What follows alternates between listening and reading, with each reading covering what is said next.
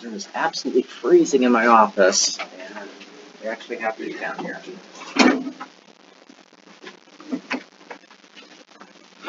Okay, so let's go ahead and get started. What have we got going on this week? We have a quiz on Friday.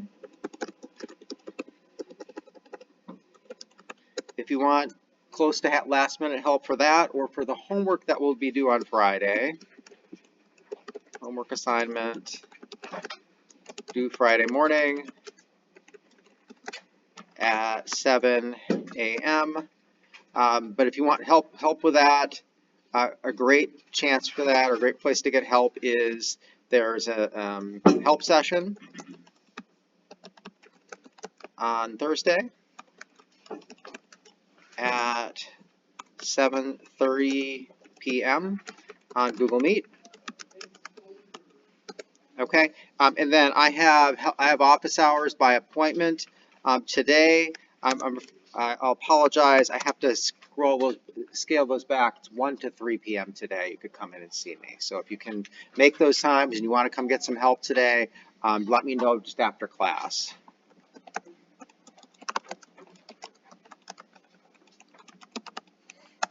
And I really haven't been going outside of those times. You know, if you had to email me a little bit late or later, you could always do that. Like email me by 1.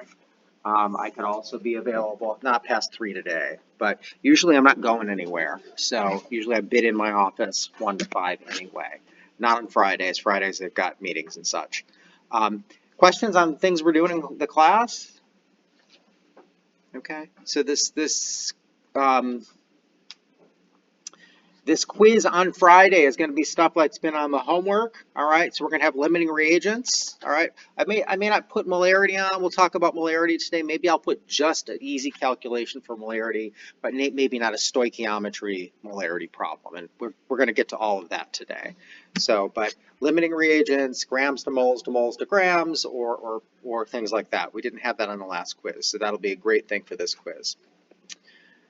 So let's talk about this. We've been working on stoichiometry and limiting reagents.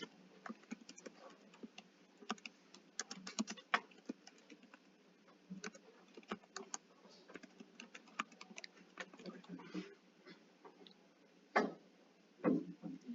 I want to remind you that when we do this, so we've got, the problems may seem complicated, but we do just have one path here.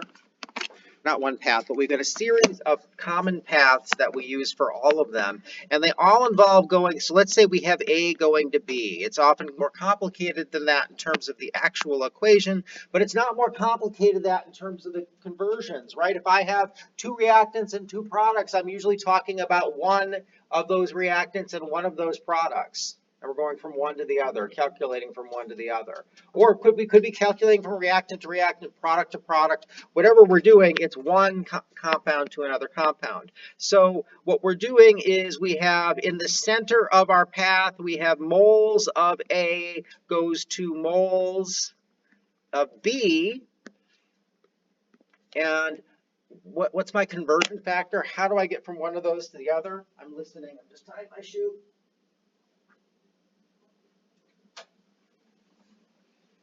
I didn't hear it. You must have been too quiet. It's the ratios from the equation, right? Ratios from the equation. All right, and we might actually have, so we might have a problem that's just moles of one to moles of the other. However, in the laboratory, you don't have a scale that measures moles, right? You don't directly measure moles at all. So we might start with grams of A goes to grams of B. All right, and if I want to get from moles to grams or vice versa, and by the way, I'm drawing these as one directional arrows, but really, these are all multi-directional. You can go any way you want with these arrows. What do I do from grams of one to moles of one? Formula mass, formula weight, molecular mass. So we'll go with formula mass. Is formula mass the one in the book? Okay, you don't remember, but formula mass of A, and this would be formula mass of B.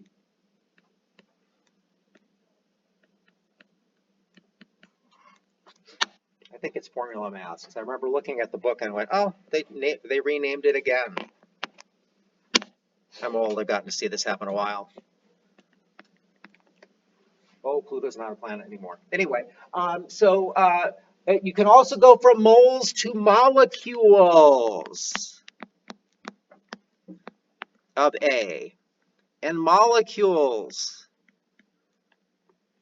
of B, right? And my conversion factor there is what? This is Avogadro's number, which you don't need to memorize. I will give to you. But that's at 6.022 times 10 to the 23rd. All right? Questions on this? All right, so then if you can look at a problem and identify, I need to go from I've got grams of A, let's say, and I want to go to molecules of B, then you just follow this path doing the dimensional analysis and canceling your units as you go. Remember that the units are your friend for that. By writing the units, you will help limit the number of mistakes you make. It's always worth the time. And I've yet to give you a test in here. I may have a quiz where you feel, I've had quizzes where maybe some of you have felt limited by time, but I don't really feel like I've given tests where many people have felt limited by time, right? So you have the time to write those units and it will increase your accuracy. Let's actually look at it one more time in all its glory. Okay, that's our paths. So we're going to add to those paths today, but first let's just do a review problem. Let's say I have a reaction. Let's see. Let's do a precipitation reaction. Okay, so I have let's say I have lead, and I want lead to be soluble, right? Lead's the one that's a problem. Comes up again and again, makes these pretty complexes. It used to be in paint a lot because of these sorts of properties. What could I put with lead to make sure it's soluble? What anion, what negatively charged thing could I put that's always soluble? Nitrate, remember from our solubility table? Nitrates are always soluble. That's a good one. There's some more that are in that nitrate row, but we pretty much didn't have to memorize any of those. So it's going to be lead 2. So I'm going to put 2 nitrates with it. That's soluble. I'm going to react that with, if I put sodium with something, always soluble. Everything in that first column is soluble, right? So, but that, let's say I'm going to go, let's do sodium iodide. Okay, that's going to be soluble. And then the 2 of those come together. This is a double displacement reaction. I'm going to swap partners.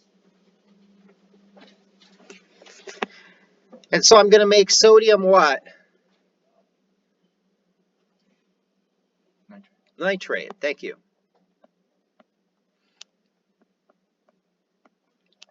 Okay, and that's soluble because sodium's always soluble. Nitrate's always soluble.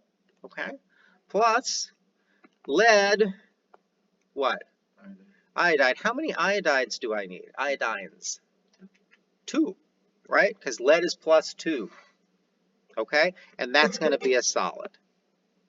Now I need to balance it. Somebody help me balance this here. You guys are so quiet today. Help me balance. Where should I start? We can start with the iodine. Okay. How many iodines on this side? 1. How many on that side? 2. 2. So I'm going to go ahead and put a 2 here, and I'm going to put a 1 there that I'll erase in a minute. Okay, so now I fixed my iodides. Since I've fixed my iodides, now I fixed my sodiums. How many sodiums here? 2. How many sodiums here? 1. 1. So I'm going to put a 2 there. Now I fixed my nitrates, right? How many nitrates here? 1. Okay, 1. Well, 2 actually, right? Because now I've got a 2 in front. So 2 times, so at 2 of those, how many nitrates here? 2. So that would get a 1, and it's balanced. All right, so I could put 1 here. And then I can erase the ones because we don't draw ones in chemistry. But it's nice to put the ones in to keep track of which things I've already fixed, right? As we bounce back and forth, we fix compounds until they are all fixed. All right, so that's our equation. What kind of equation is that? It's a double displacement. What kind of in terms of if I called it molecular, complete ionic, or net ionic, what kind of equation is it? It's going to be molecular because everything's together, right? I would break those up in the complete ionic and in the net ion for both of that net ionic, and those two things are different. I don't want to review that right now. So let's go ahead and then write a problem. All right, so if 54.7 grams of lead nitrate reacts with, let's say, 78.34 grams of sodium iodide,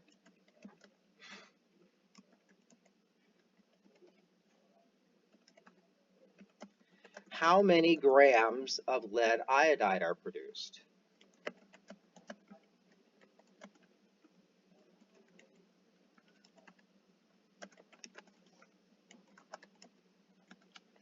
All right, I've given you the equation above. I might give this to you as a problem, and I might not balance it. I might write a comment there that, hey, this isn't balanced. Make sure you balance it. And then in grading it, if you balanced it wrong, you would just lose points for the balancing. I'd adjust if you use your balancing correctly.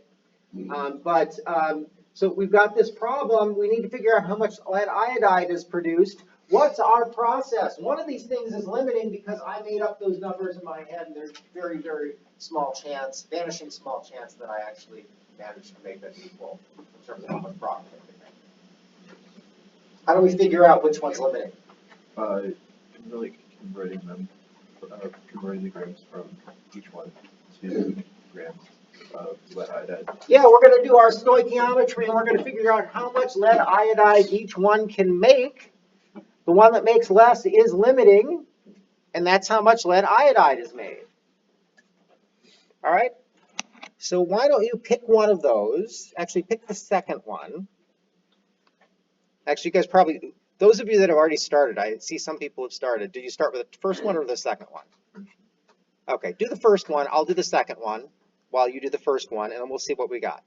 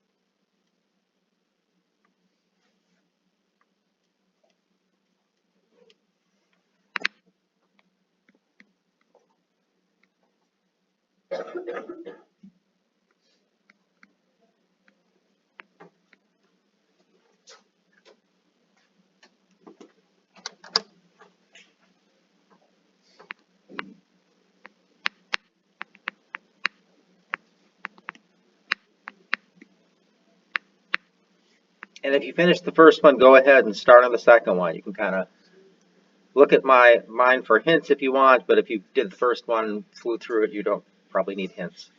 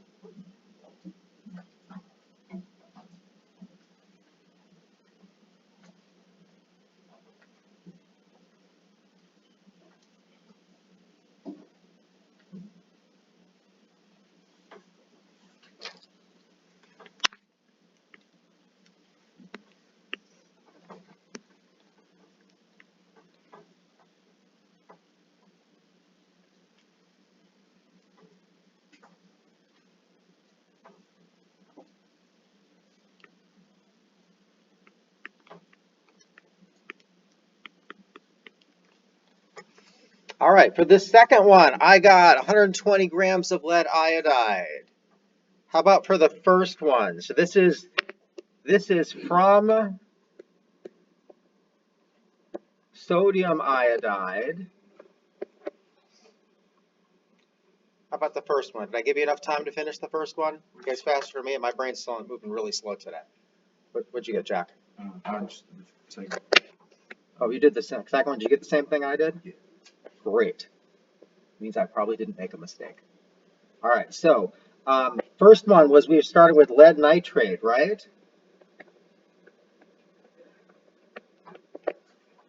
What'd you guys get for lead nitrate? 76.11 was it? 0.1. It's like 76.1. Oh, because there's only three significant figures. Very good. Grams of lead iodide from lead nitrate. So which of those two is limiting, the lead nitrate or the sodium iodide? Lead nitrate. Okay. This one is limiting.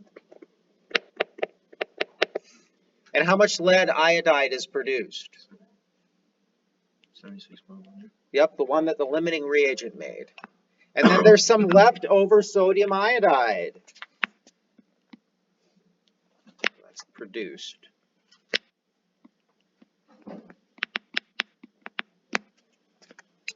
Okay, so questions on that before I move on? So when I was looking at the problems in your book, or looking at this section of your book, working on the next section to see what they covered, they actually then went on and they did leftovers, right? So what we have here is we have a reaction where we reacted, all the lead nitrate reacted, and there's some sodium iodide left over because it could make some more. So let's solve for that. Okay, we've already done part of this problem.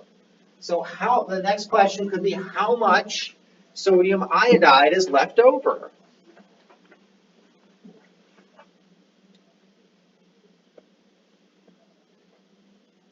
Just subtract. It is not as simple as just subtracting. Wouldn't it be wonderful? How much sodium iodide is left over? right? Because we can't just subtract because they don't compare in gram to gram ratios, they compare in mole to mole ratios. If we knew how many moles of lead iodide we made, it'd be and we were just trying to figure out how many moles of sodium iodide were left over, it'd be a much simpler problem, but it's not. And actually, let me say how much sodium iodide in grams. Let me be very clear about that. In grams is left over. And so what we need to do now is we know how much lead iodide was made, right? So what this becomes is a new problem, but in asking it like that, it's if I make this 76.1 grams of lead iodide, how many grams of sodium iodide are consumed? And then I have my subtraction problem, where I subtract that.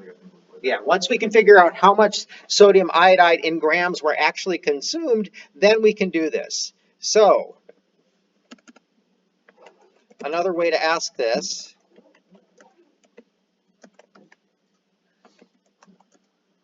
well, actually, a question along the way we need to answer.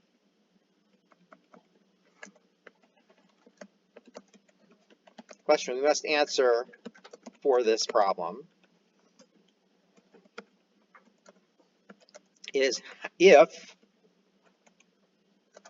76.1 grams of lead iodide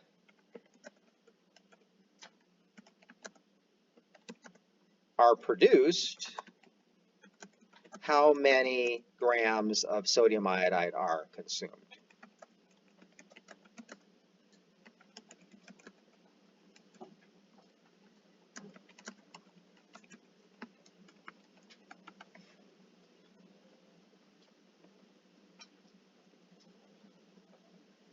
Okay, so to do that, hey, I for my problem have already calculated our molecular masses, right?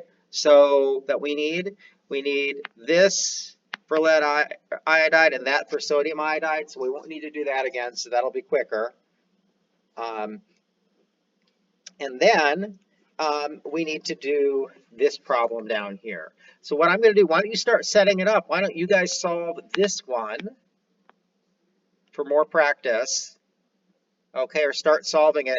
I'm going to bring down those, I'm going to copy down those molecular masses so you don't have to solve for those again. 4990. So the molecular mass of sodium iodide is 149.90 grams per mole. And the molecular mass lead iodide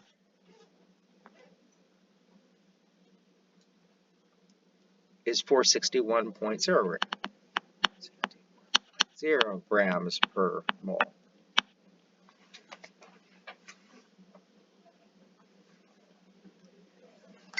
Guess we need our balanced equation too, right?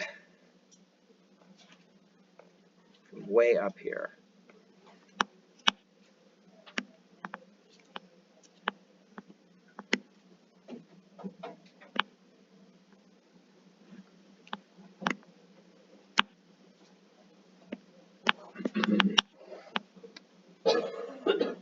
I'm just going to rewrite it.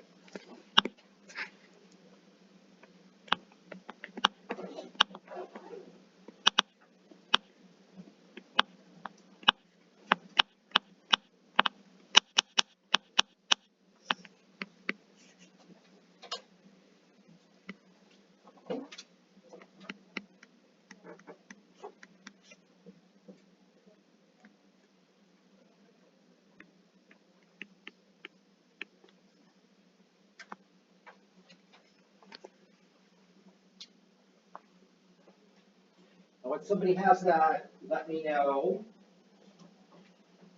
Okay, so you're ready. I'll wait until I see maybe one or two more people, and then looking done, and then I'll work on it.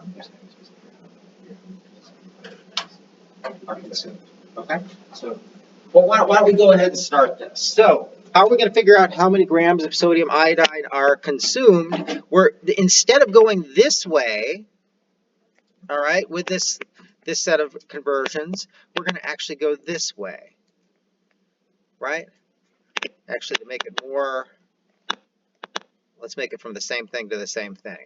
So far, every question I've asked you has been, hey, I've got this much of this reactant, how much of this product do I make? But I can't say I made this much product, how much reactant did I use? Same thing, grams to moles to grams, okay? So what we're going to do here is we now need to go from grams of lead iodide to grams of sodium iodide, right? So we started with 76.1. I have 76.1 grams of lead iodide, okay? And then what I've got to do is I've got to go from grams to moles of lead iodide. So I'm going to use the formula mass, the molecular mass, the formula weight, whichever term is in vogue. And so we're going to go ahead. There's 461. I've got that. I calculated that before for my previous problem. By the way, I kind of zip back and forth. This is actually an official abbreviation for mole. It's kind of silly because you only say the water. But I actually, in my head, those are the same thing, and they are both legal and appropriate. So that's going to give me 1 mole of lead iodide, okay? And then grams per mole of lead iodide, well, hold on. Grams of lead iodide.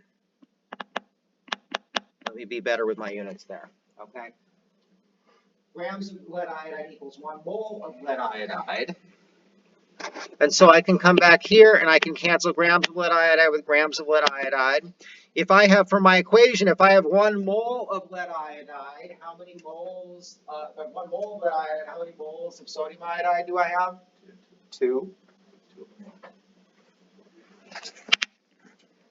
So 1 mole of lead iodide is going to be equal to 2 moles of sodium iodide, okay?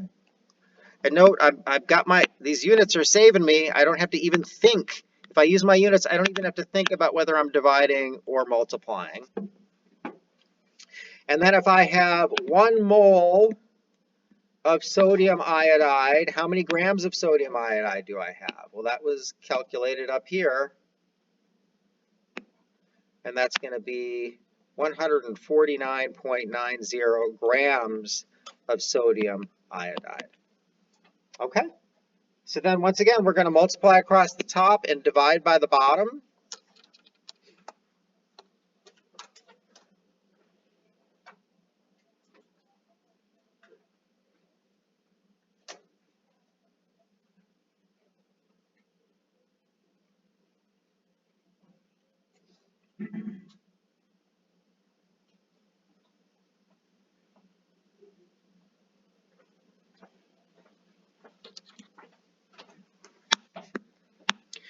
And I've got 49 point, let's see, how many sig figs do I have? 3. So 5 grams of sodium iodide. Is that what other people got? Yeah. Okay, great, because it seems small to me. Doesn't mean it's wrong. All right, so that's how many grams of sodium iodide were consumed.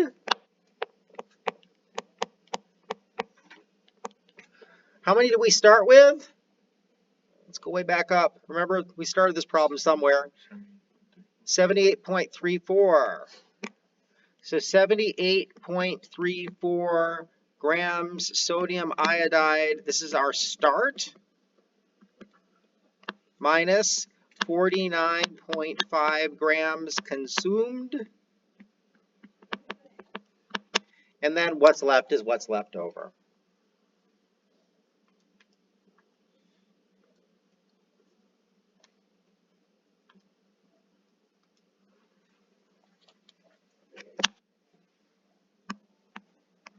And so I have I'm going to have 3 significant figures. Or actually, I'm subtracting. I'm going to 1 significant figure past the decimal point here.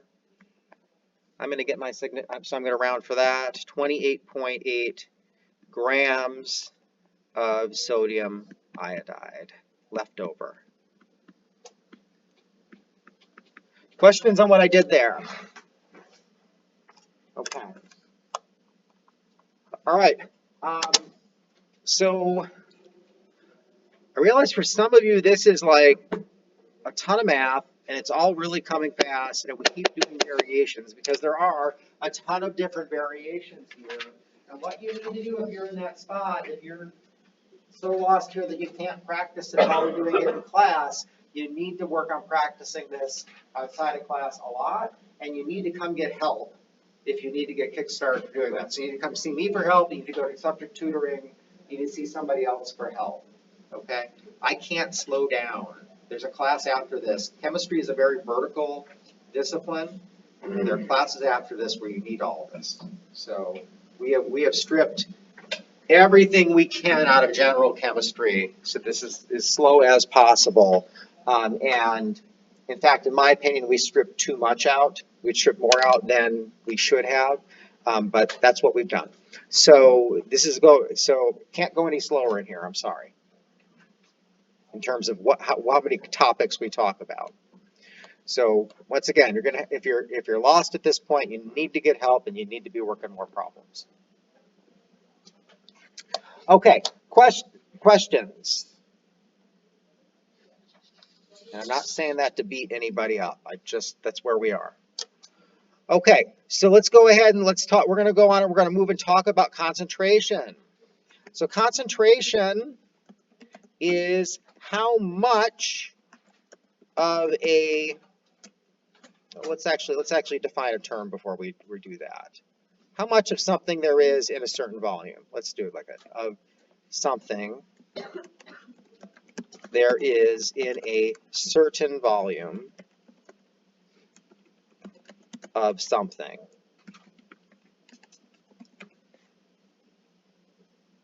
All right, except that we're going to have more technical terms for our somethings here, right? Okay, so we have things called the solute.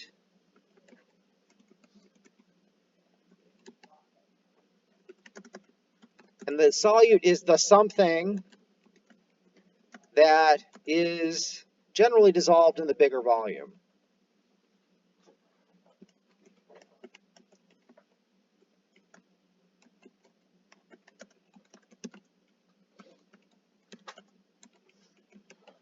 Okay, I can get more, I quoted dissolved because we can actually use this in places where things aren't dissolved.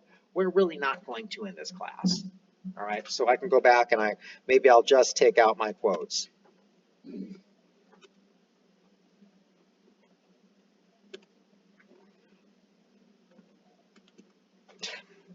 Maybe I won't.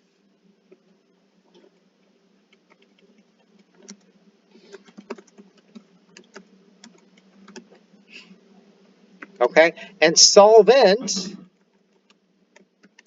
is the something the solute is dissolved in.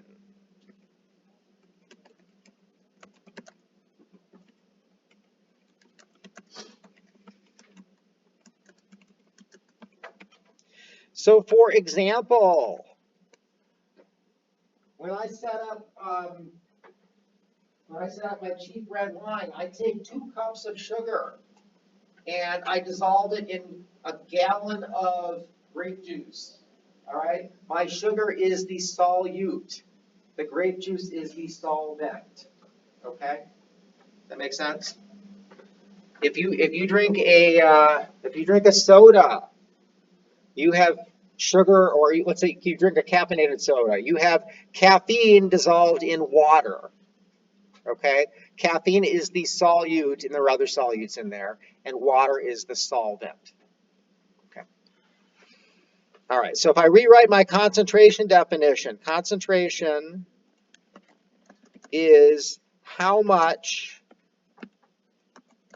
of a solute is dissolved in a volume of solvent. And it has units. Now, we can do concentrations in all sorts of crazy ways. We're going to start, at least for this chapter, we're just going to focus on doing concentration. I think just for this, we just do it in terms of a concentration called molarity that chemists like to use. All right, but there are all sorts of other things that get used, and there are all sorts of things that chemists like to use depending on what their field is. So we can talk about molarity.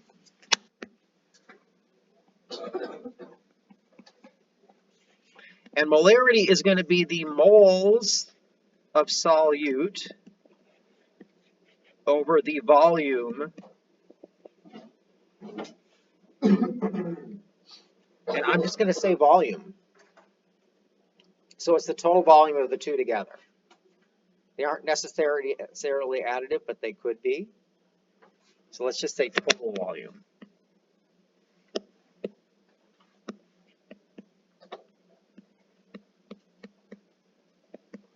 So maybe I shouldn't even talk about volume of solvent in terms of this.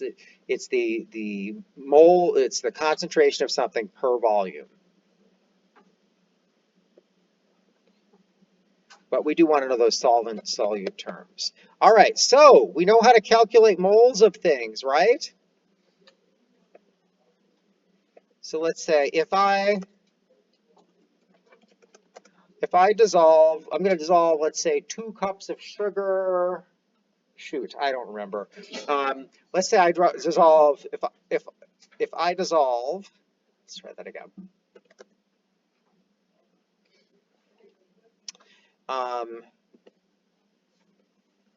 150 grams of sugar in, let's say, 4 liters of water, okay? What is the molarity of that solution?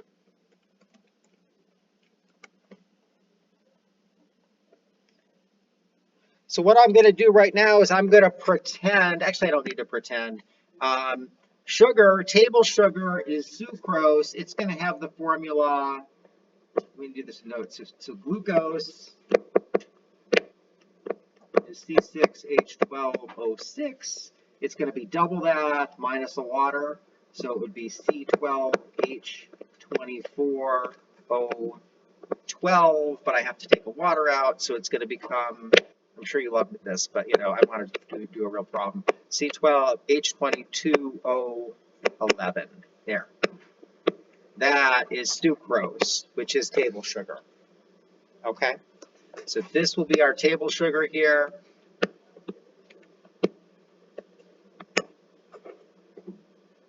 All right, so if I'm going to go to molarity, right? I want moles of sugar, but I've got what? Grams of sugar. So what do I need to convert between one to the other? I need the grams to moles conversion, which is?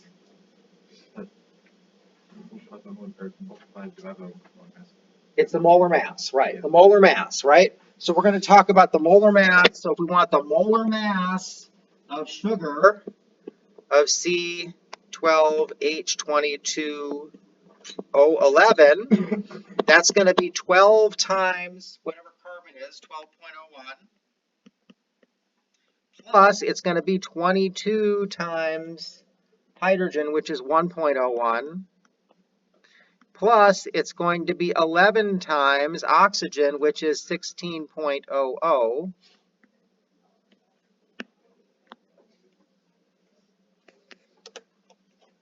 I'll go ahead and put this in my calculator. Hopefully you're doing it as well so you can check my math.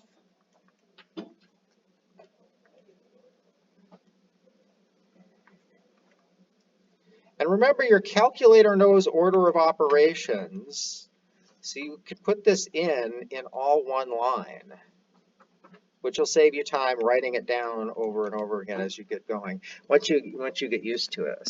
So I've got 342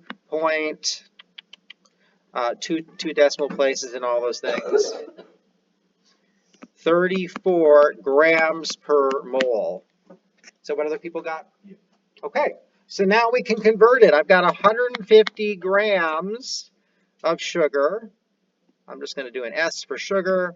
If I have 342.34 grams of sugar, then I'm going to have 1 mole of sugar.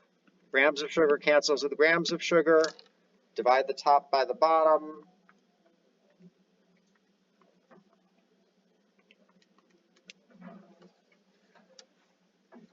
And what I've got is 0.43. I guess the way I wrote that, I only had 2 significant figures. So I'm going to go ahead and stick with that. 0.44. Remember, for significant figures, you only need to get close. Moles of sugar. Okay, I had 4 liters. So my molarity is equal to 0.44 moles of sugar over, I have 4 liters, and so it's going to be 0.11 molar. Capital M is how we abbreviate molar sugar. So that's my solution. That makes sense? So to the calculation, let's have you guys practice one. Let's go ahead and do it using sodium chloride. So this is table salt. So if I dissolve, let's say 67.23 grams of sodium chloride in let's say it's a glass of water. A glass of water is 2 cups, maybe, which is about, what is a pint? How many pints in a gallon? 8? 8, right? 8 pints in a gallon. So about 2. Oh goodness, I'm just having issues today. It's about 0.54 liters of water. What is the concentration of my solution in molarity?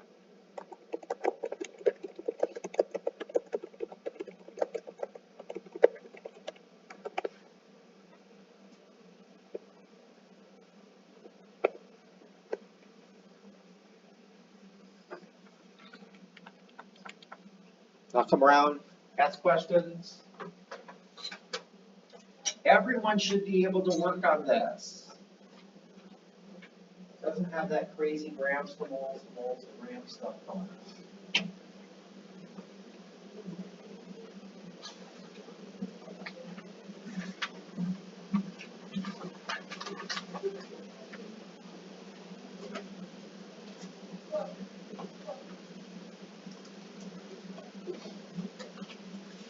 Call me over if you have questions.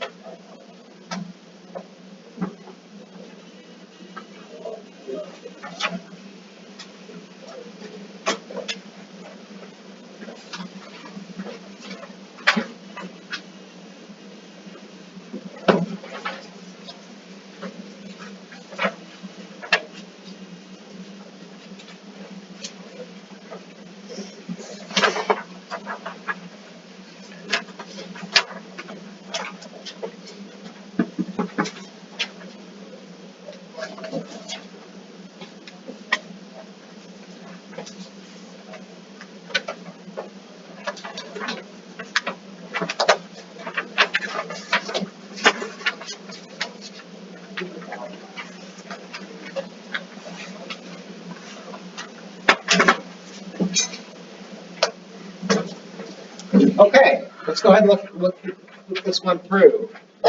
Someone give me the molecular mass for sodium chloride, 58.44.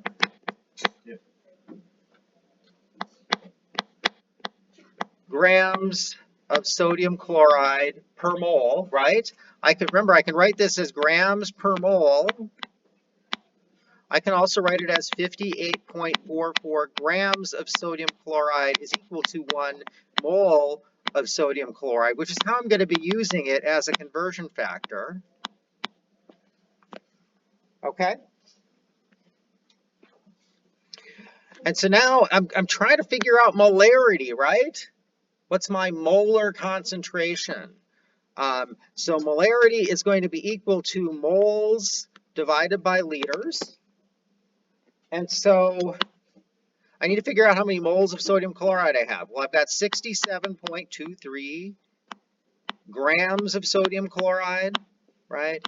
If I have, well, let's do it doing dimensional analysis. If I have 58.44 grams of sodium chloride, I have 1 mole of sodium chloride. Grams cancel to grams, and then I'm going to get, what'd you guys get?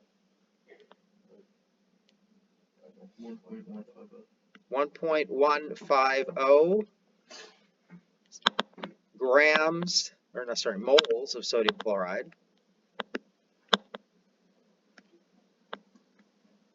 All right, and then I'm just going to go ahead and stick these things into the equation. So this goes here, that goes there. And so my molarity is going to be equal to 1.150 moles of sodium chloride divided by 0.54 liters of sodium chloride. Or I'm going to get something a little over 2 here, right? What was it? 2.130. I'm just going to go 2.1 because I have 2 significant figures on the bottom. Molar sodium chloride. Questions? That make sense? Yes. So why would you do 2 sig figs instead of 4? I did 2 sig figs instead of 4 because I only have 2 sig figs down here. It's not an exact number, it is a measured number. It's a different equation. Right. So you carry significant figures around as you're doing equations. And once again, you just kind of need to be close. Questions on that? Okay. So what I want to point out to you is, so we have this equation, right? We have we can calculate concentration from moles times liter, or divided by liters. I can also multiply both sides of this equation by liters, right? If I know my molarity, I can take it, and I know my volume, I can get moles out of that. And that's going to be very useful to us. In fact, we'll do it right now how it's useful to us, right? So if I have, let's say I have a glass of water. Actually, this is a great example. Okay, so let's say I made some lemonade, right, from lemonade concentrate. So this is something that happened when I had like 5, 6, 7-year-olds, maybe just 5-year-olds, over at my house, and I was making out, this back when I cared more about how much sugar I fed kids, or early parent stuff, right?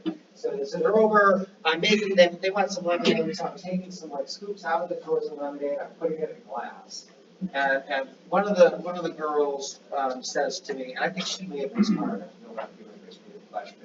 She said, I put together her glass of stuff, and she said, I'd like more, right? So I put in a scoop of lemonade, I filled up the glass, I mixed it up. Glass was maybe 2/3 full. I'd like more of that. So I put more water in it. Did I actually give her more lemonade? No, I just diluted the lemonade I had. Okay? You guys see what I did there? Okay? She probably did too, actually. But so if I have lemonade in this glass and I put a certain amount in there,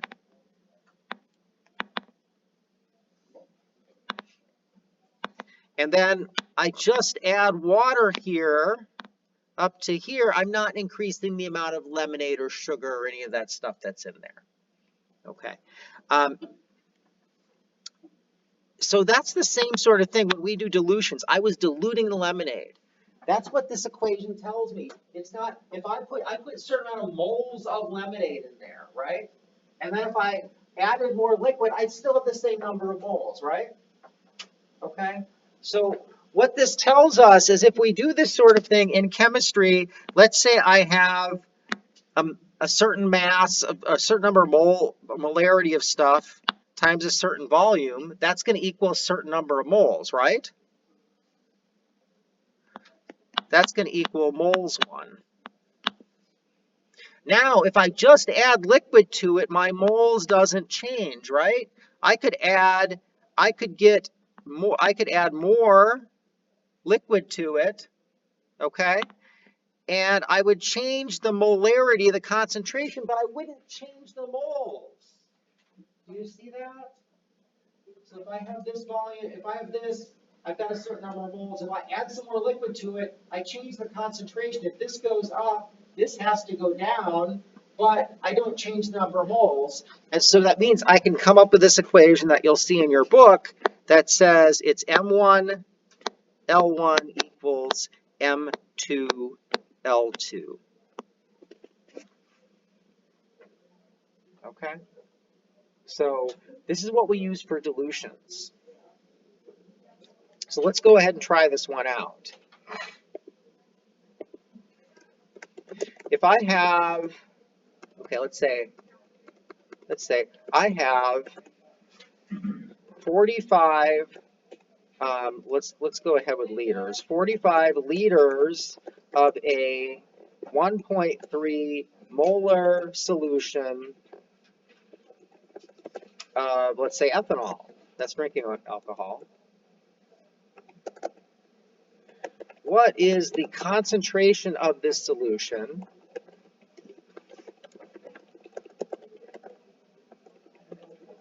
if I increase the volume to, let's say, 87 liters by adding water?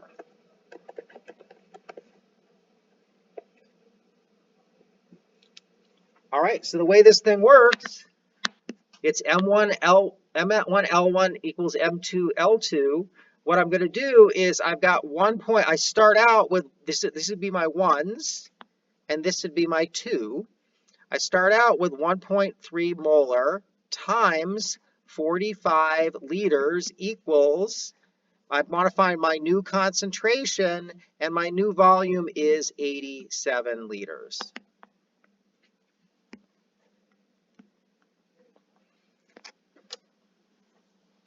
Okay, so now what I just need to do is I'm going to multiply times these two to solve this. I'm going to divide both sides by 87, right? Let's go ahead and do that. I'm going to divide by 87 liters. Those cancel. Over here, I end up with 87 liters.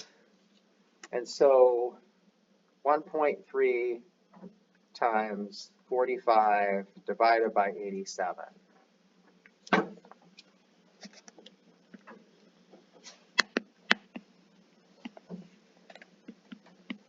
And I get 0.67, I'll keep 7 molar is my only unit left. Right? Liters cancels with liters, and it was molar ethanol.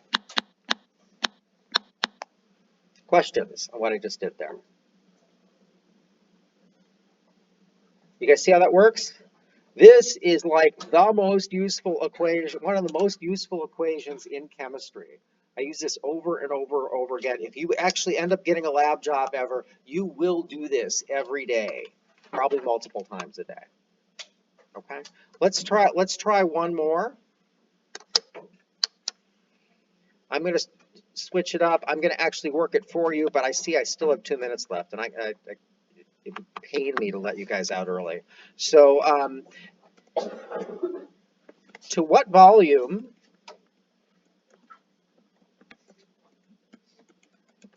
would I need to dilute a let's say 0.58 liters of a 1.234 molar solution of sodium chloride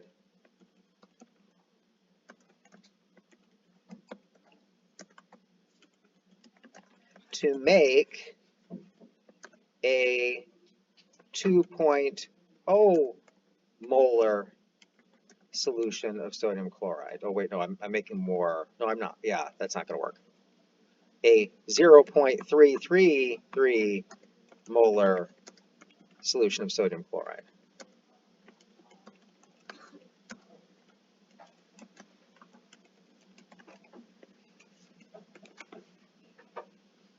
Okay, once again, I'm going to use my M1V1, M2V2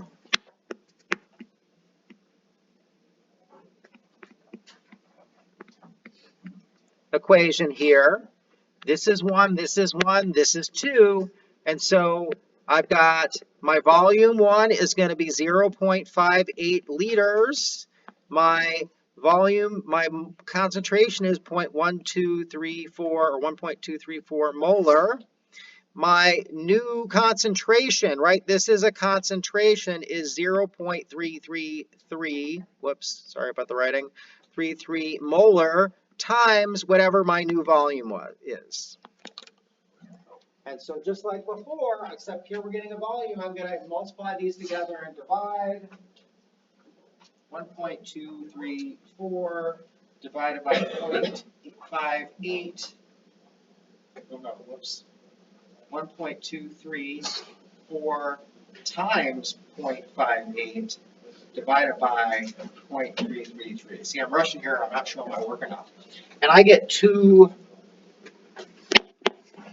my volume 2 is equal to 2.1 liters. Okay? All right, so I went over by a little bit, but what's the wonderful thing about this equation? You don't need to use you don't need to calculate the damn molecular weight of your compounds, right?